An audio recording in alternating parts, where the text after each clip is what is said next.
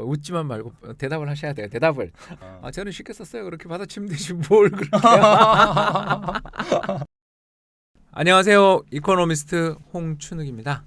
이번에는 특집으로 최근 발간된 흥미로운 책 대한민국 가계부채 보고서의 저자 서영수 애널리스트를 모셨습니다. 반갑습니다. 안녕하십니까. 예. 키움증권 서영수입니다. 네, 서영수 애널리스트에 대해서 제가 잠깐 소개하자면 저랑 예전 쌍용증권이죠. 그렇죠. 20년이 된 것 같습니다. 예전 제가 다녔었던 그 증권사에서 그때는 카드랑 증권업종 애널리스트로 일을 하고 계셨고 저는 그때도 이코노미스트를 하고 있었는데 이제 그때부터 알게 돼서 20년째 사귀고 있는 사귄다라는 표현보다는 알고 지내는 친구 사이라고 할 수 있겠고요. 친구 사이로 보내는 중에 최근 제가 쓴 책 50대 사건으로 보는 돈의 역사가 잘 풀리니까 배가 아팠는지 이번에 모아놨던 보고서들을 잘 정리해서 대방출하는 흥미로운 책을 하나 썼다고 해서 제가 긴급 편성했습니다. 이 책 어떻게 해서 쓰게 됐는지에 대해서만 이야기해 주시겠어요? 네. 우선은 제가 이제 보고서를 쓰면서 보고서의 내용은 주로 결론 중심으로 이제 말씀 좀 드리는데요. 사실 저희가 보고서를 쓰면서 여러 차례 이제 데이터를 수집하다 보니 현재의 그런 상황이 2008년 이후에 금융 위기의 가능성이 가장 높은 시점이 아닌가 이렇게 보고 있거든요. 다시 말해서 최근 가계 부채의 동향이 그렇죠. 예. 2008년 때랑 너무 비슷해지는 것 같아서 겁이 났다. 예, 겁이 났습니다. 그래서 사실 근데 위기라는 게 예고된 위기는 오지 않는다라는 격언이 있죠. 그래서 어느 정도 위험을 미리 판단하고 평가하고 그리고 어느 정도의 방향을 예측한다라면 그 위기를 충분히 막을 수 있다라고 봅니다. 그래서 저희가 지금 이번 책을 쓴 목적은 첫 번째 위기의 원인이 무엇인지 위험을 키우는 것이 무엇인지 분석하는 게 첫 번째이고요. 두 번째는 이 위기의 원인을 분석해서 과연 대응책이 무엇이 있는지 이것들을 저희가 찾아서 일목요연하게 정리한 책이다. 이렇게 보시면 될 것 같습니다. 책 설명 잘 들었는데요. 이 문제는 좀 어려워 보이는데 이 초보자가 읽기에 어떨 것 같습니까? 사실 그 부분에서는 상당 부분 동의합니다. 예, 동의해버리면 어떡해요? 초보자들이 보기에는 상당 부분 어려움이 있지 않을까 생각을 합니다. 근데 이제 저희가 아쉽게도 그 부분을 좀 포기했습니다. 그 이유는 이 책의 목적이 사실은 정책 당국자들 그리고 경제 전문가들이 이 책을 읽고 가장 중요한 저희가 지금 제안한 여러 가지 정책들을 충분히 검토하고 현재 취하는 정책들을 수정하길 바라는 차원에서 이 책을 썼습니다. 그러다 보니까 무엇보다도 좀 쉽게 쓰는 것보다는 이 데이터의 정확성 그리고 논리의 정확성이 훨씬 더 중요합니다. 그래서 그 부분을 일정 부분 포기했고요. 그러다 보니까 책의 제목도 보고서라는 이름을 단 게 그런 이유입니다. 한때 네. 제가 쓴 책 50대 사건으로 보는 돈의 역사에 또 이게 라이벌이 하나 출연한 거 아닌가 싶어서 약간 견제를 넣었더니 또 이렇게 너무 진지하게 대답해 주셔서 제가 미안한데요. 역시 가계부채에 대해서 많은 관심들이 있는 것 같아요. 실제로 최근에 IMF에서 나온 보고서 하면 다음에 위기가 터질 가능성이 높은 가장 취약한 곳은 어디냐? 핫스폿 또는 윅스폿이라는 표현을 쓰더라고요. 그래서 가장 좀 뜨거우면서도 취약한 부분이 어디냐라고 물었을 때 당연히 IMF는 제일 위험하고 제일 좀 걱정되는 곳은 미국의 기업 부채 그리고 그 다음으로 지목했던 게 중국의 금융시장 또는 은행에 대한 부채들 이야기를 많이 지적을 하고 마지막으로 뭘 이야기하냐면 기타 선진국 우리가 이제 기타 선진국이 포함이 될 텐데 기타 선진국에 있어서 이 가계 부채가 좀 많이 늘어난 거 아니냐 이 부분이 앞으로 문제가 될 수 있다라는 이야기는 한 걸 제가 본 적도 있었어요. 그런 측면에서 본다면 한국 가계 부채를 비롯한 한국뿐만 아니라 사실 제일 심각한 건 제가 봐서는 스웨덴이라든가 호주라든가 뉴질랜드 같은 나라들 세계적으로 보면 지금 다 이제 제로금리 혹은 제로금리를 향해 가고 있는 나라들의 가계부채 문제를 걱정하는 목소리가 높아지는 것 같습니다. 자, 이제 사회자가 너무 많이 끼어든 것 같고요. 지금 또 우리 서영수 애널리스트 표정이 별로 안 좋아졌기 때문에 진도를 빼서 자 그러시다면 뭐 이제 목적, 동기는 알았고요. 그러니까 이제 나라에 쓴 소리를 좀 하겠다. 정책 당국자들에게 쓴 소리를 하고 더 나가서 경제 전문가라는 사람들이 말이야. 이 가계부채 문제 너무 쉽게 보는 거 아니야? 이거에 대해서 경종을 좀 울리고 싶다. 뭐 이런 말씀을 하고 싶었던 거 아니겠어요, 그죠? 예, 정확히 보셨습니다. 너무 말씀을 잘하셔서 예. 제가 저 유튜브 예. 경력이 벌써 제가 필요가 1년이 없을 것 넘었습니다. 같습니다. 아니 뭘 필요가 없어요. 나 사실 이 책에 별로 동의 안 해요. 추천사는 썼지만 또 추천사를 쓰면서 데이터가 굉장히 재밌는 데이터가 많고 재밌어서 제가 추천을 하긴 했지만 추천사의 끝부분에도 약간 반론을 들면서 아무튼 논쟁적인 책이다라는 점에서는 동의하지만 내용을 전부 다 동의하기는 사실 그건 불가능하더라고요. 그렇죠. 예. 이제 조금 더 이야기를 진전해서 그렇다면 책의 내용을 사실 아까도 이야기하신 것처럼 책이 좀 어렵다라고 하신다면 해제라는 게 있어요. 뭐냐 하면 책에 대해서 이 책에 대해서 우리 한번 저자로서 10분만 한번 이야기해 주시죠. 뭐 5분만 이야기해 주시죠. 라고 이렇게 우리가 부를 때가 있잖아요. 그러면 이 책에서 담고 있는 핵심 내용이 뭔지, 메시지는 뭔지, 또 근거는 뭔지에 대해서 짧게 최대한 5분 정도 안쪽으로 5분 너무 긴가요? 아무튼 3분 정도에서 5분 정도 사이를 목표로 해서 한번 책 내용 요약 한번 부탁드리겠습니다. 예, 우선은 결론을 먼저 말씀을 드리고요. 그 중간중간에 하나하나 사항을 말씀을 드릴 텐데 그때 중간중간에 질문해 주시면 뭐 재밌지 않을까 생각이 됩니다. 우선은 이제 위기를 얘기했으니까요. 위기가 발생하는 조건을 좀 든다라면 대략 한 5가지가 있습니다. 그렇게나 많아요? 네, 이 5가지 조건이 모두 충족되어야만 위기가 발생됩니다. 이 중에 하나라도 문제가 발생하지 않는다면 사실상 위기의 위험은 없지만 그게 그냥 지연되거나 더 오히려 확대될 수가 있습니다. 야, 흥미로운데요. 그 5가지가 뭔가요? 우선은 이제 부채의 부실화 문제입니다. 예, 이거는 누구나 알고 있죠. 근데 이제 부채의 부실이 대부분 위기가 발생할 때는 이게 부채가 대부분 투자 목적의 부채일 경우가 많습니다. 그게 투자 목적이라는 게 이제 대부분 부동산이겠죠. 실수랑 뭐 그런 걸 구분해서 이야기하자라는 그렇죠. 건가요? 예, 그러니까 부채를 우리가 분석할 때 부채가 가장 우리 이제 은행에 가셔서 이제 대출을 받을 때 가장 먼저 하는 게 뭐냐면 내가 이 돈을 뭐에 쓰는지 이거를 물어봅니다. 그만큼 이 목적이 중요한데요. 투자 목적이라고 하죠. 예, 그래서 가장 위험한 대출이 투자 목적 대출입니다.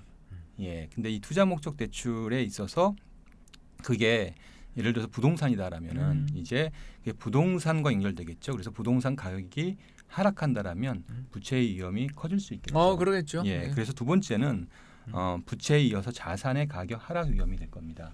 그러니까 부채가 부실화될 수 있다라는 게 첫 번째였던 것 같고, 그렇죠. 예. 그다음 두 번째가 자산의 가격 하락이다. 그렇죠. 뭐 근데 맞물려 사실- 있는 이야기네요. 예, 네. 사실 근데 부채의 부실화 위험이 아니라 부채의 만기 위험입니다. 예. 무슨 말인지 알았어요. 그리고 부채의 부실화는 자산의 가격이 하락하면서 부채의 커지겠군요. 부실화가 연결되는 거죠. 네, 그래서 예. 결국 만기가 됐는데 요새 우리나라 뭐 정부가 대환 대출 해가지고 그렇죠. 만기를 되게 길게 만들어주기 위해서 노력하는데 노력하고 있죠. 우리나라 대출 대부분이 몇 퍼센트 정도 되나요? 이게 그 고정금리 대출이라고 하나요? 아니면 장기 고정금리 대출이 전체 우리나라 가계대출에서 차지하는 비중이?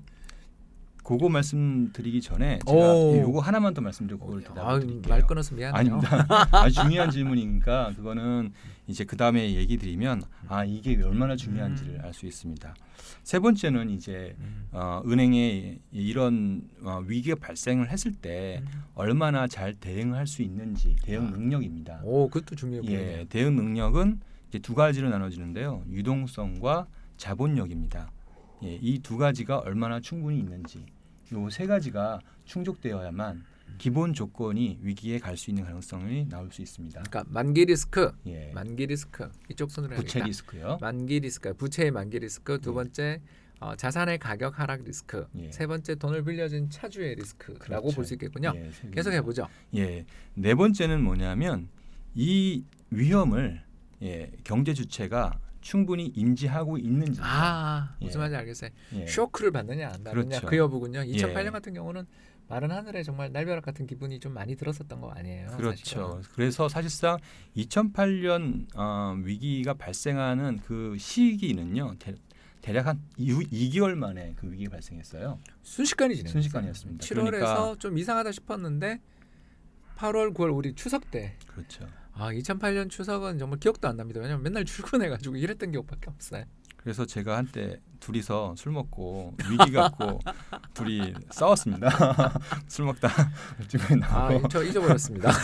저는 사용수 애널리스트랑 되게 친하고요. 싸운 적 없습니다.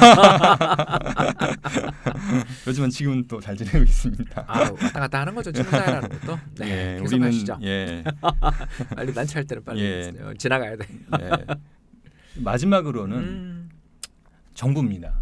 그렇죠. 예, 정부가 이 문제를 얼마나 인지하고 충분히 이 문제를 해결하고 있냐, 이 부분입니다. 예를 들어서 중국 같은 경우에 이 세 가지 위험, 첫 번째 앞에 얘기했던 세 가지 위험은 상당히 부채 만기라든가 그 자산 가격 문제, 하락이라든가 그다음에 은행에 대한 차주 위험. 리스크. 이게 세 가지가 다 문제가 있습니다.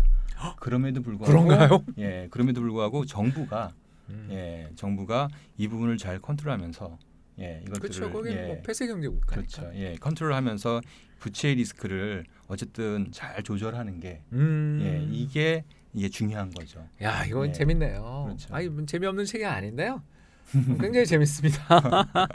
근데 아까 제가 잠깐 질문했었던 거 잠깐 궁금증 좀 풀어주시면 안 돼요? 네, 그래서 여기서 이제 부채의 문제 이제 접근하면 되는데요.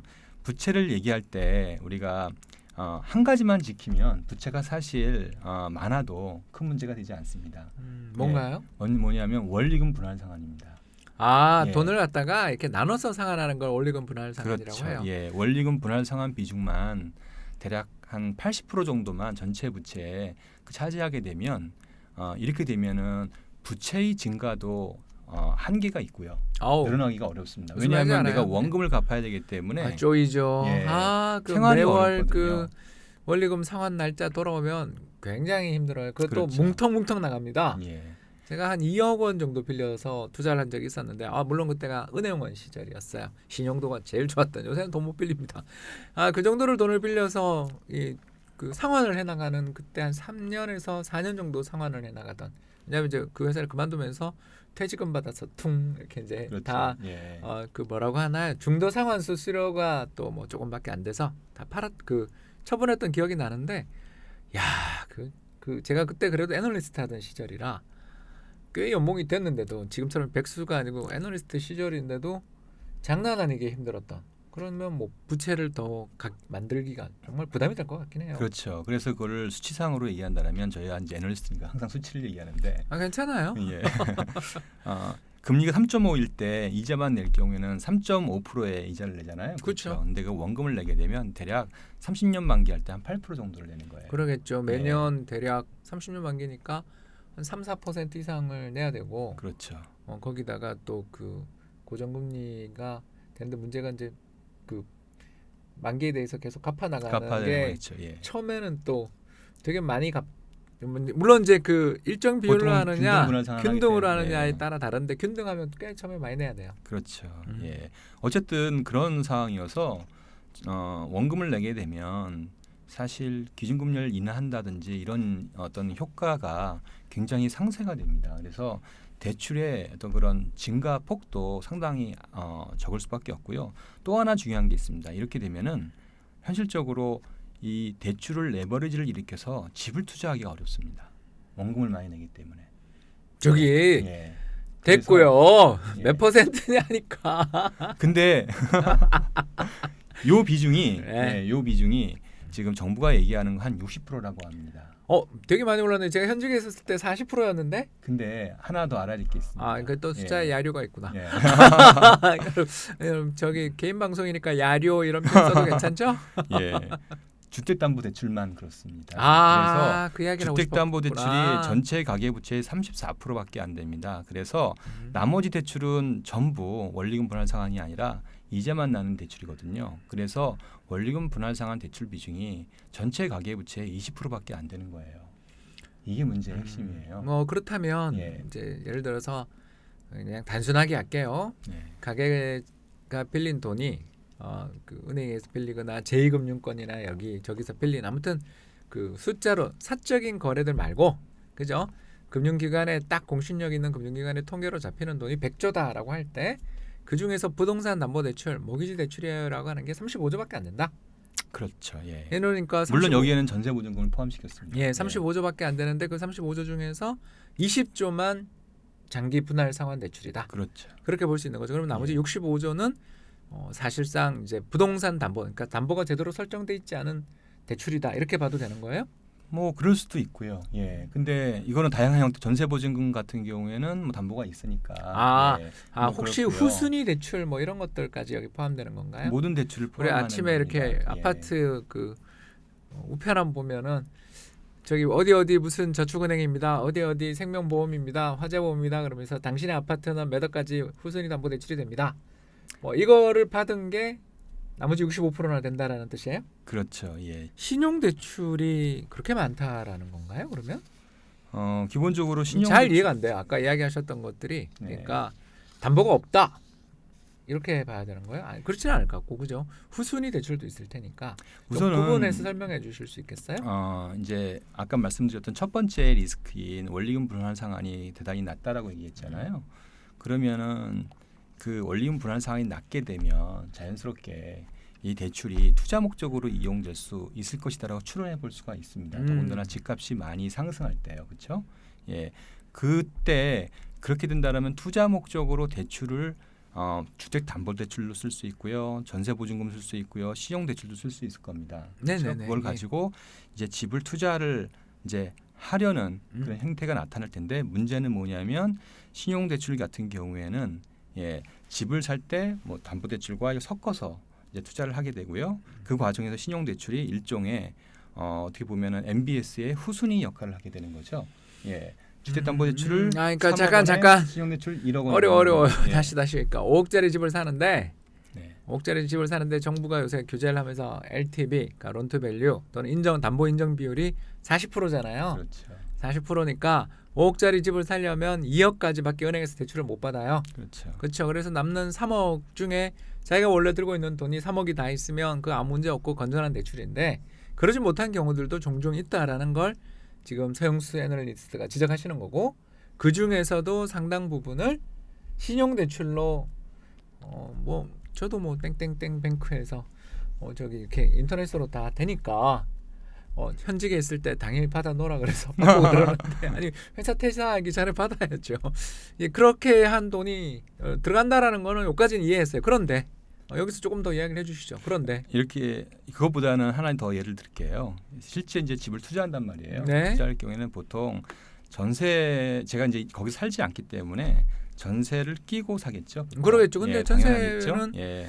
그 담보 그러면- 인정 비율 계산할 때 포함시켜 버리잖아요. 그러니까 예를 들면은 전세가율이 보통 이제 50%가 70% 정도 나와요. 예. 그건 이제 예, 저기 최근에는 그 이제 저쪽 좀 경기도나 떨어졌고요. 예. 좀 약간 지방이고 서울은 50%고요. 최근에는 50%고요. 얼마 예, 전까지 뭐 그러면 한 70%라고 가정하고 예, 하죠. 70% 가정하죠. 그러면 그러니까 갭 투자를 예. 지금 가정하시는 예. 거예요, 지금. 예, 70%짜리의 집을 샀단 말이에요. 그럼 그러면 5, 이제 7이 LTV가 35니까 3억 5천짜리 담보를 저 전세를 지고 있는 5억짜리 집을 사면 그렇죠. 그러면 1억 5천이 남죠. 필요하죠. 예, 그 1억 5천을 신용대출로 메울 수 있겠죠. 그럼요. 그러면- 제 아는 분도 예, 땡땡땡 뱅크 가서 그 대출 받는데 뭐 한 1억 정도 쉽게 그때 하는. 물론 그 친구는 소득이 많고 시정도가 좋았던 것 같은데 저는 그게 안 되는데 아무튼 그런 친구 본 적이 있습니다. 그렇게 되면 현금 네. 없이 살 수 예, 있죠. 살수 현금. 있게 되는 예, 거죠. 뭐 그렇게 많이 했죠. 예, 많이 하잖아요. 그렇게 되면 선순위는 전세 보증금이 될 테고요. 그렇죠. 신용대출은 후순위가 되는 거죠. 멋있습니다. 네. 당연한 이야기죠. 예, 만일 이 전세를 사람이 전세권 설정 당연히 하셨겠죠. 그렇죠. 집값이 하락해서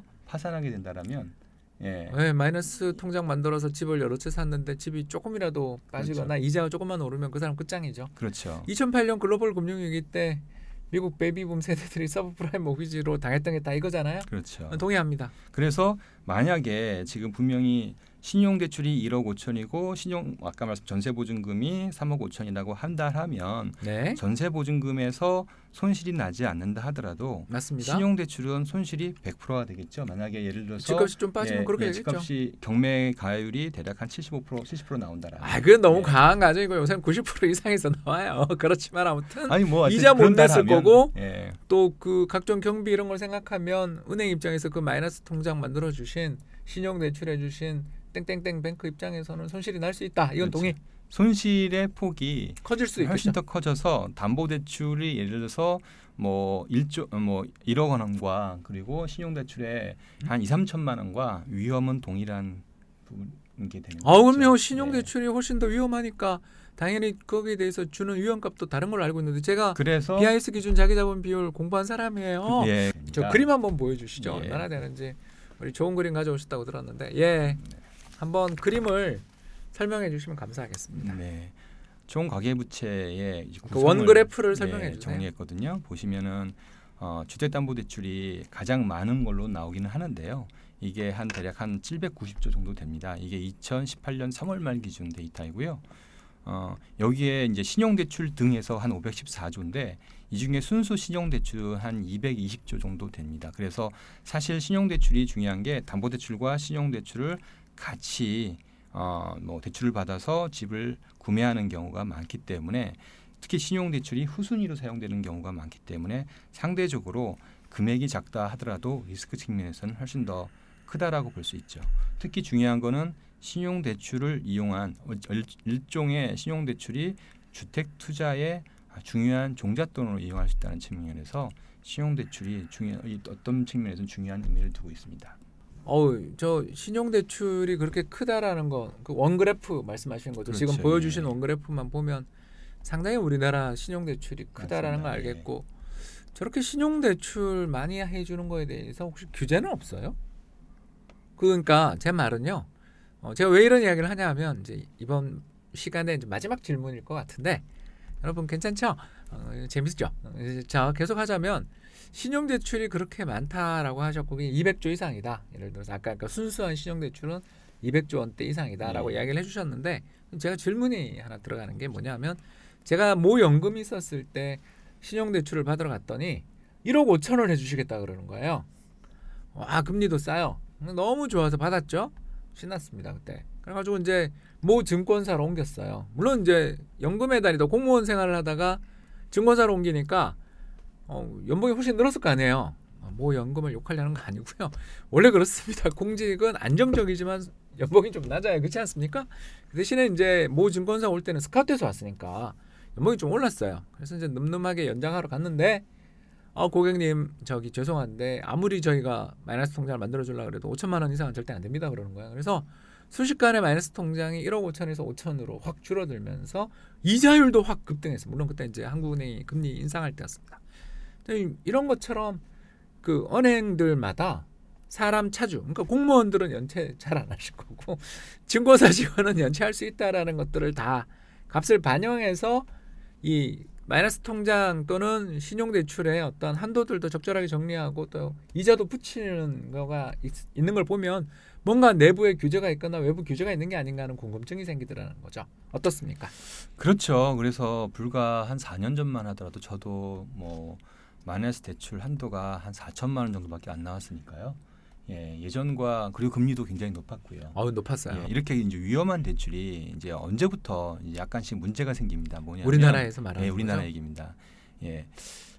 은행 간 대출 경쟁이 맨 처음엔 주택담보대출부터 시작됐잖아요. 그렇죠? 그럼요. 그래서 이제 정부가 기준금리를 인하하면서 담보대출 중심으로 이 경쟁이 시작되다가 그 다음에 불붙은 게 이제 신용대출로 살짝 불이 붙기 시작하는데 그때 결정적인 이벤트가 있었습니다. 뭐냐면 2017년도에 인터넷 은행이 들어오죠. 그러면서 땡뱅크 땡땡땡뱅크가 들어왔죠. 그렇죠. 네. 거기서 이제 신용대출 금리를 아주 대출 세일즈 형태로 해서 과감하게 낮추면서 여기서 신용대출 금리 경쟁이 붙은 거예요. 질문 있습니다. 이 질문하면 안 되는데 다음 시간에 할게요. 요거는 다음 시간에 꼭 풀어주세요. 왜냐하면 땡땡땡뱅크가 처음에 어마어마하게 투자도 많이 하고 되게 힘들었잖아요. 증자도 여러 번 하고 했는데 요새 벌써 돈을 벌면서 안 차겠다라는 소문도 있던데 그렇게 좀 열심히 했다라면 어떻게 이익이 날 수 있었느냐? 이건 다음 시간에 꼭 좀 알려주세요. 아무튼 경쟁이 특히 신용대출의 경쟁이 점점 불이 붙으면서 용처를 알 수 없는 돈들을 빌려주는 경쟁이 벌어져서 이것이 전체 부동산 시장의 유동성도 공급하고 가계부실을 키우는 계기가 되고 있다라는 데까지 오늘 일단 이야기를 하는 게 어떨까 싶습니다. 왜냐하면 좀 아쉬움이 남아야 다음 편도 우리 시청자분들이 보기 때문에 제가 여기서 악마의 편집을 하겠습니다. 우리 서영수 위원이 벌써 아쉬워하시는데요. 여러분 오늘 배운 것만 해도 소화하기 되게 어려운 걸 많이 배웠습니다. 5가지 기억나세요? 저기 금융위기 또는 은행 파산 또는 뭐 아무튼 파이낸셜 크라이시스가 벌어지기 위한 5가지 조건에서 첫 번째 만기 위기. 만기가 됐는데 만기 대출이 연장이 안 돼요. 두 번째 자산 가격이 폭락해요. 세 번째 돈을 빌려준 사람들이 어려워져요. 지금 은행들이나 금융기관의 차주 위기. 그리고 네 번째가 뭐냐 하면 예상하지 못했던 어떤 이런 일들이 복합적으로 벌어지는 가운데 패닉, 공포가 전체 시장을 전염시키는 일. 그리고 마지막 5번째 정부의 정책 실패. 요 5가지가 겹쳐져야 금융위기가 발생하는데 그런 금융위기의 발생의 위험들에 대해서 서영수 애널리스트님이 오늘 소개하는 책, 요 책.